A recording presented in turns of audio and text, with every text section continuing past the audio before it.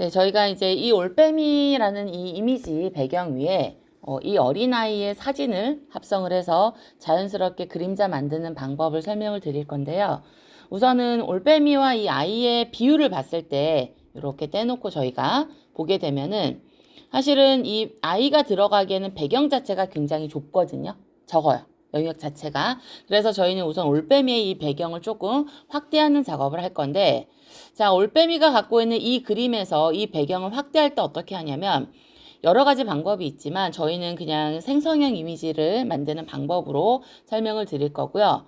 우선 크롭이라는 걸로 이 배경을 좀 확대를 할 건데, 보통 저희가 이 자르기 도구, 즉 크롭 툴이라고 부르는 얘는 일부 내가 원하는 부분을 자를 때도 쓰지만 배경을 확대를 할 때도 써요. 그래서 얘를 가지고 나는 오른쪽과 위로 이렇게 확대를 좀 해야 되겠어 라고 하면은 이렇게 배경을 확대를 시켜줄 수 있는데, 문제는 공간은 넓어졌지만 사실 배경이 늘어나는 건 아니거든요. 그래서 이 배경을 전체적으로 확대를 하기 위해서 생성형 확장에다가 뭐라고 쓰냐면 잠시만요.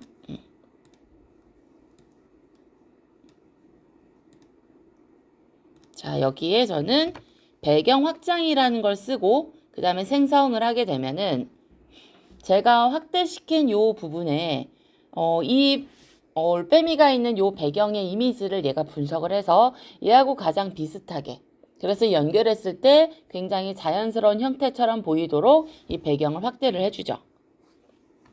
잠시만요. 제가 다시 좀 할게요.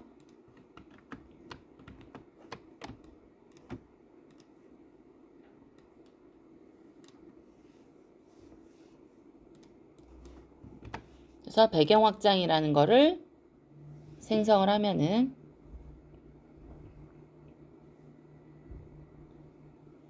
여기서 이 자르기 도구로 배경을 확장할 때는요, 엔터를 치지 마시고요. 여기 나오는 이 자르기 도구로 크기를 확대한 다음에 바로 여기다가 배경 확장이라는 거를 입력을 해주시면 돼요.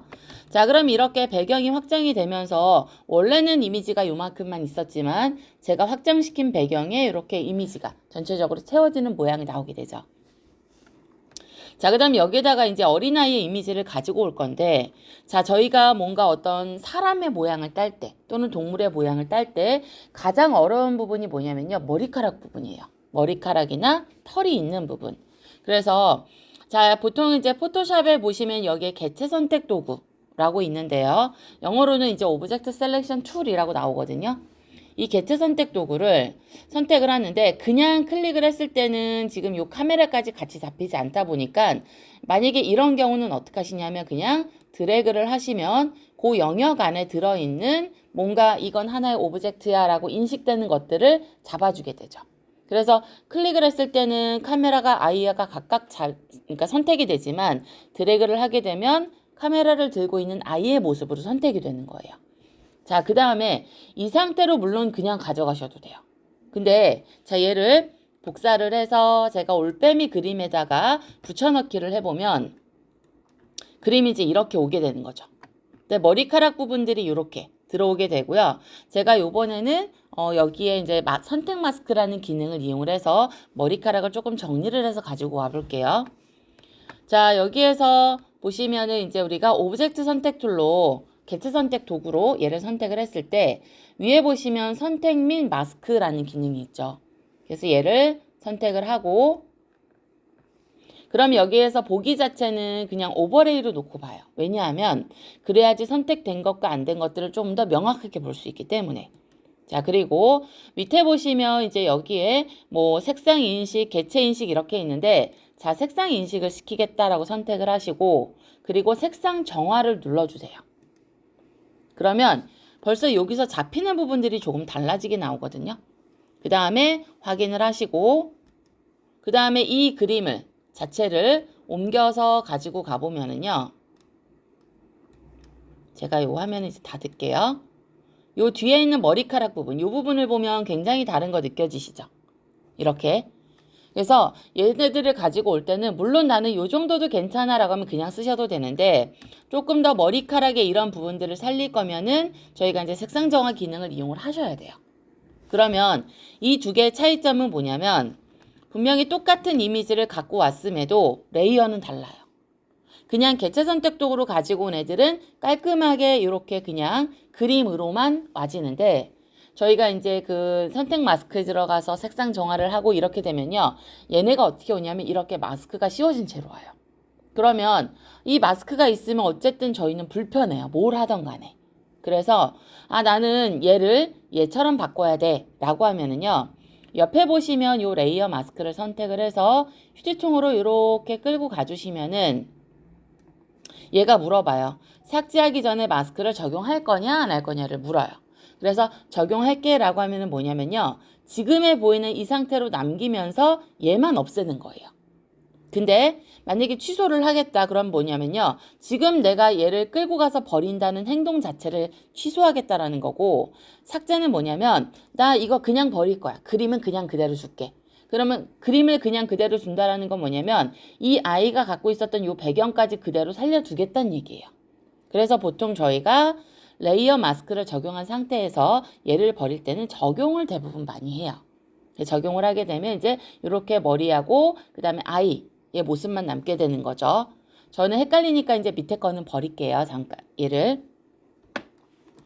자, 그러면 이제 이렇게 해서 아이를 갖다 놨고 크기도 적당히 맞춰서 조절을 좀 해주시고 자, 그러면 이 아이와 부엉이를 놨는데 뭔가 굉장히 아이는 부자연스러워 보여요. 그 이유는 뭐냐면 이 밑에 그림자가 없기 때문에 보통 저희가 어떤 다른 A라는 사진에다가 B라는 사진에 다른 일부를 갖다가 놓거나 사람을 갖다 놓거나 건물, 뭐 어떤 물체 이런 것들을 갖다 놨을 때 가장 부자연스럽다고 느껴지는 이유 중에 하나는 뭐냐면요. 그림자가 없기 때문에.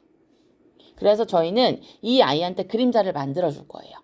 그래서 어떻게 하냐면 그러면 그림자를 그냥 검게 이렇게 둥그렇게 만들 거야. 그러면 새롭게 레이어를 만들고 거기다가 검은색을 칠하셔도 되지만 아이의 이 어떤 모습, 형태를 어느 정도 살리면서 그림자를 좀 넣어야 되겠다라고 할 때는 여러 가지 방법이 있어요. 근데 그냥 저희는 영역을 잡아서 색상을 채우는 방법으로 설명을 드리면 자, 컨트롤 키를 누른 상태에서 여기에 그림 있는 부분을 클릭을 하시면 이 레이어에서 색깔 있는 부분을 이렇게 선택을 해줘요. 그 다음 새 레이어를 만들어 주시고 왜냐하면 그림자는 별도로 만들어야 되니까 그래서 새로 만든 레이어에다가 무슨 색을 채울 거냐면 검은색을 채우고 싶어요. 근데 왼쪽에 보시면 이렇게 전경색과 배경색이라고 부르는 애들이 각각 다른 색이 들어가 있다 그러면요. 그 밑에 작은 어떤 모양으로 검은색과 흰색의 버튼이 있는데 이걸 눌러주시면 전경색은 기본 검은색, 배경색은 기본 흰색이 돼요. 그래서 자 전경색을 검은색을 만들었으니까 이 색을 이 영역에 채워야 되겠다라고 할 때는요. 전경색을 채우는 방법은 Alt키 누르고 딜리트 이렇게. 만약에 나는 이렇게 돼 있어 검은색을 채워야 돼 라고 할 때는 컨트롤 딜리트를 하시면 돼요. 근데 어쨌든 기본색을 하면 전경색이 검은색이 들어가기 때문에 저는 그냥 Alt 딜리트로 색상을 채운 거고요. 자, 그 다음에 선택 해제를 해주시고 자, 선택 해제는 굉장히 중요한 게 왜 그러냐면 포토샵은 선택 영역이 잡혀있는 상태라면은요. 어떤 작업을 하든 간에 무조건 선택 영역 안에만 들어가요. 번짐을 해라 그래도 이 영역 안에만 번짐이 들어가고 그 다음에 어떤 뭐 여기다가 노이즈 효과를 넣어라 그래도 이 안에만 들어가게 돼요.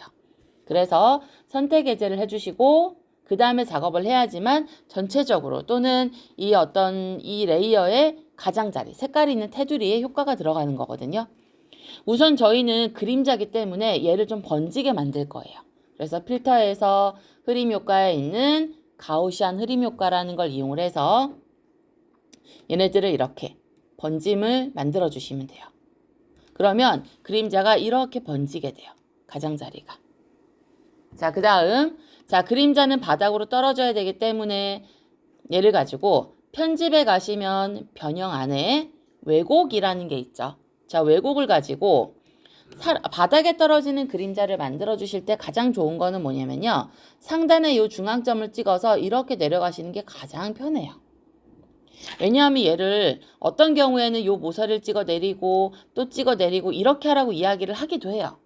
근데 이렇게 하면 두 번으로 움직여야 되지만 저희가 가운데 점을 찍어서 움직이면 한 번에 이렇게 끌고 갈 수 있기 때문에 조금 더 편하게 작업을 하실 수가 있고요. 자, 그럼 이렇게 해서 그림자의 위치도 다 이렇게 맞춰주셨다라면, 근데 이제 여기에서 중요한 부분이 뭐냐면, 그림자는 물체보다 밑에 있어야 돼요. 그래서 이 두 개의 레이어는 아이와 아이의 그림자. 제가 이제 헷갈리니까 이름을 바꿔보면 아이, 그 다음에 요거는 아이 그림자가 되는 거죠. 그래서 그림자는 어쨌든 요 꼬마 아이 사진 밑으로 내려오게 만들어 주셔야 하는 거고요. 그러면 그림자가 이렇게 들어가더라도 어쨌든 요 사람 위에 보이진 않는 거죠. 자, 이런 식으로 해서 그림자를 만들어 주셨으면 됐고, 그 다음에 그림자는 이렇게 선명할 필요는 없거든요. 그래서 불투명도를 떨어뜨려서 살짝 흐릿한 모양이 들어가도록 이렇게 만들어 주시면 돼요. 그리고 부엉이에 비해서 그림자가 너무 길게 늘어진 것 같다 그러면요, 또 변형을 하셔도 되는 거예요. 그래서 그림자는 모양을 한번 바꿨으니까 더 이상 못 바꿔가 아니고요. 다시 변형해 가셔서 얘네들을 왜곡이라는 걸로 또다시 얼마든지 우리가 바꾸는 작업 또는 모양을 잡아주는 이런 작업은 해주실 수 있다는 거죠. 자, 이렇게 해서 이제 저희가 여기서 배경을 확장하는 방법, 그 다음에 사진을 가지고 와서 그림자를 넣는 방법, 이렇게 이제 설명을 드렸는데, 대부분의 이제 꼭 사람이 아니더라도 기본적으로 이제 뭐 물체, 이런 그림자들을 넣는 방법은 여기서 크게 달라지진 않는다라는 거예요. 그래서 이렇게 하셔가지고 내가 어떤 굉장히 멋있게 찍은 풍경의 사진 앞에 어떤 뭐 다른 물체를, 오브젝트를 추가를 한다거나 또는 여럿이 찍은 사진에 어떤 누군가 한 사람을 합성을 한다거나 할 때 이런 방법을 사용을 해주시면 돼요.